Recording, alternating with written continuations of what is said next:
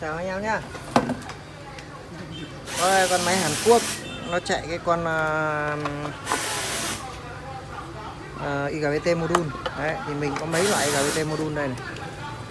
Đấy, mấy loại IGBT module đây. Đấy, nhưng mà tại sao mình phải chọn một con để nó lắp vào trong cái máy IGBT này được thôi. Bởi vì thứ nhất đấy là cái con máy này nó chạy kéo đẩy qua mấy con S8050 với 8550 này. Đấy, nó lái qua mấy con này. Mấy con này lái thì dòng nó rất là thấp. Đấy. Nên là chỗ này của nó cũ là nó có một con tụ 102 là nó tương đương với một la. Thì IGBT ấy, thì mình tra datasheet của những cái con này công suất này. Đấy, bây giờ mình đo thử một con này, đây là đồng hồ đo tụ nhá, đồng hồ chuyên đo tụ. Mình kẹp ở hai chân bìa này. Đấy. Đấy, con này của nó là 17 na này. 17 na. Đấy. Con này của nó là bao nhiêu na? 8 na 6 này. Đây mình xếp theo thứ tự tăng dần nhá. Tăng dần này, 8 na 6 này. 17 na này. 8 na 8 này. 8 na 8 này, 8 na 6 và 8 na 8 cũng như nhau. 8 na 6 này. Đấy, mình rút cái con IGBT rồi mình định nắp vào đây.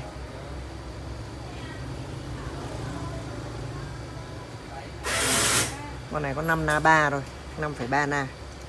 Đấy, bây giờ mình cắm từng con IGBT một. Thứ nhất là mình đo xung mẫu. Đo xung mẫu của con máy Hàn Quốc này. À đây con này nữa, con này 25 na này thì đúng. Vặn về thang 200. Vặn về thang đồng hồ về thang 200 này. 25,7 na. Đấy, đây mình để đây. Đầu tiên là mình đo xung mẫu của con này.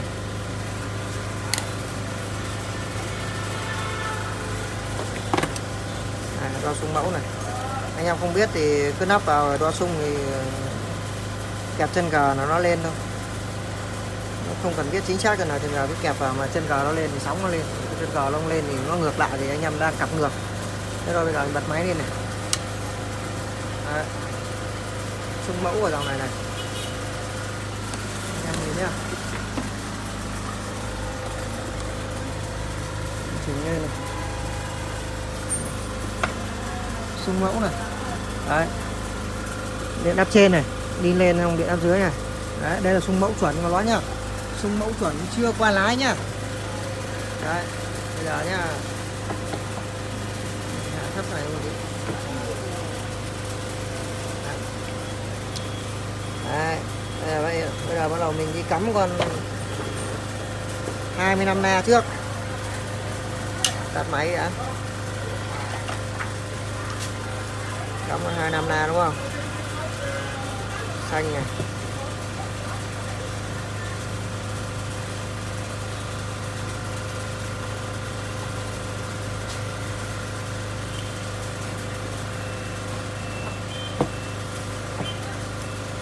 Tại sao là phải dùng máy oscillo là như vậy?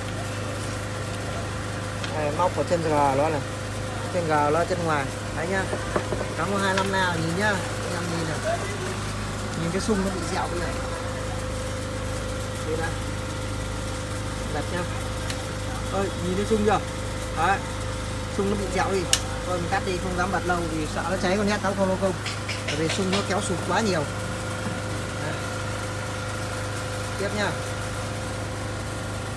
Đây, con S80 này nếu bật lên cái nóng sực lên luôn này. Bởi vì xung nó kéo bị dẹo đi. Nếu mà cắm để lâu là chết.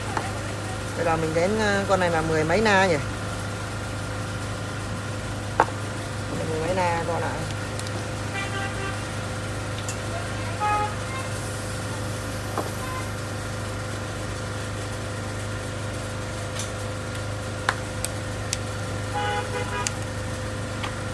Mười bảy na. 17 na nhá. Cắm con 17 na vào nhá. Chứ không phải IGBT nào module là nắp vào đấy cũng chạy đâu, tùy từng máy nha. Máy nào nó kéo để qua dép thì nắp thoải mái.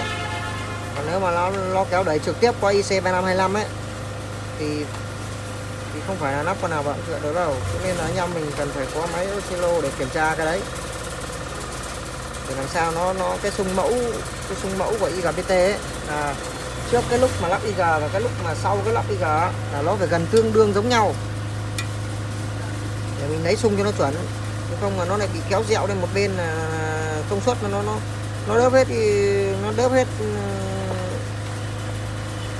cái dòng nên là đây, bật lên nhá.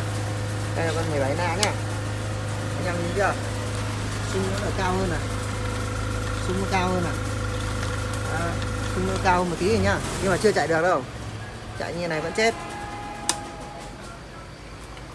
Tiếp nha.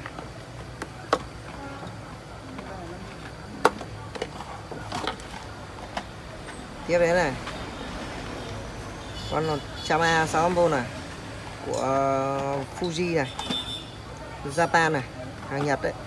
Nó cũng là con xịn cả nhưng không phải nắp vào là chạy được nha.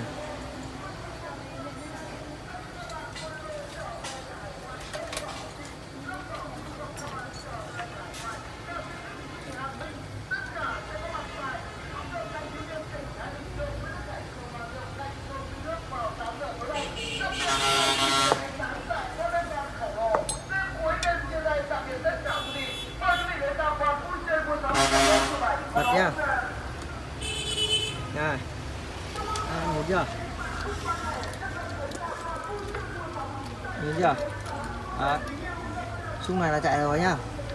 Như này xung này là chạy rồi mà. Mình muốn ngon hơn nữa thì mình phải làm cái xung nó đỡ bị nổi lên.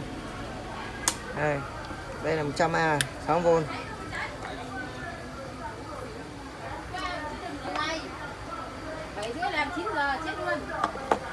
Đây, mình lắp con 75A 1200V này.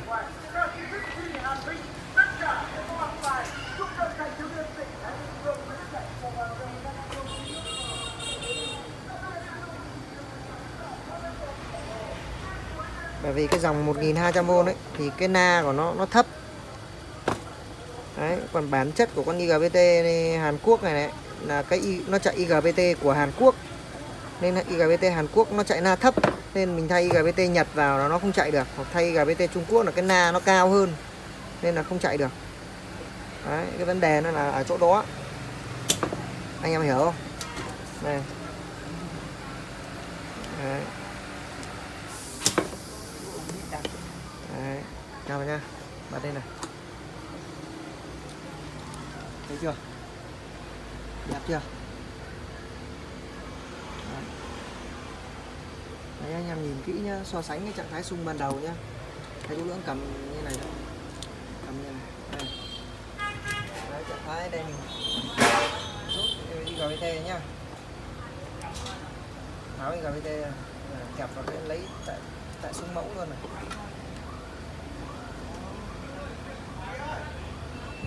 Đấy. Xung mẫu đó đây. Đấy, mình phải sửa thế nào mà làm nào cho nó gần giống nhất cái xung mẫu này để đạt cái điện áp chuẩn nhất. Đấy, mình vừa nãy là cái con này, chỗ này của nó là con tụ 102 này. Tụ 102 này. Đấy, thì mình thay đổi nhấc mình vứt đi bởi vì cái na của mình nó đang bị kéo sụt mà. Na của mình nó đang bị kéo sụt cho nên là mình vứt cái con đấy đi luôn. Mình thay vào đấy là cái con hai con channel Kim áp 15V để cho nó chống dội áp về. Bởi vì con 102 con chỗ này nó cũng thừa vì nó có một na, nó không giải quyết vấn đề gì cả. Mình nhắc là mình vứt đi luôn. Chở nguyên bản con này là con 4,7 ohm, mình thay thành con 1 ohm chỗ này. Thế nên là tại sao anh em phải cần cái máy oscillo ấy để làm cái gì? Để mình kiểm tra cái đấy. Chứ không có cái đấy anh em không kiểm tra được. Tại sao đóng vào IGBT là lỗ? Mấy người mình bán IGBT cho thì anh em vẫn chưa hiểu là lấy cái con đấy để về làm gì, tại sao nó vẫn nổ lại. Bây giờ nó vẫn nổ lại ấy. Thì anh em phải kiểm tra thứ nhất là cái dạng xung của mình đã thay. Thứ hai là nó hồi tiếp. Nó hồi tiếp thì nó hồi tiếp đến Z thôi, chứ còn từ Z mà lên đến vị khiển nó còn qua bao nhiêu con linh kiện nữa nó mới về đến con IC thuật toán cơ mà. Đấy. Nếu mà bây giờ mà trong cái trường hợp mà nó chết cả IC thuật toán hoặc nó sa số IC thuật toán thì làm sao mà làm chính xác được. Cái đấy thì anh em chỉ có bằng cách anh em đi sửa thôi. Thế còn bây giờ oscillo thì mình nó chỉ hỗ trợ mình là thứ nhất là xoay cái dạng tần số nó hồi tiếp, là như vừa anh em xem ấy, xoay tần số là một này, xoay cái độ xem là nó sóng của nó như thế nào, có sóng giống như sóng nguyên mẫu mà IGBT nó phát ra không thôi. Đấy, thì anh em mình xoay như vậy. Thì có gì anh em xem video và tham khảo qua video của mình nhé. Cảm ơn tất cả anh em.